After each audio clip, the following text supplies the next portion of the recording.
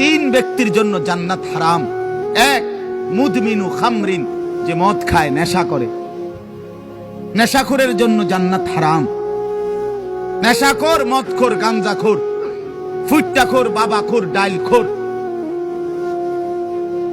এ জান্নাত তার জন্য হারাম।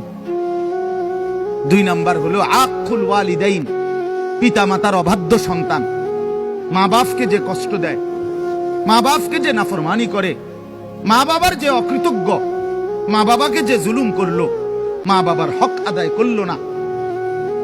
আল্লাহ রাসূল সাল্লাল্লাহু আলাইহি ওয়াসাল্লাম বলেন জান্নাত তার জন্য হারাম। আর তিন নাম্বার, শুনতেছেন সবাই? সজাগ তো সবাই? তিন নাম্বার ওয়াদাইয়ুস, রাসূলুল্লাহ বলেন দাইয়ুসের জন্য জান্নাত হারাম। এখন প্রশ্ন হলো দাইয়ুস কে? খোদার কসম বাপ, এটা আমারও বলা না, আপনার কোন আলেমেরও না, আল্লাহ রসুল বলে দিছে। দাইয়ুস কাকে বলে? রসুল বলছে ওয়াদাইয়ুস আল্লাযী ইউকিররু আহলাহু আল খুবুস।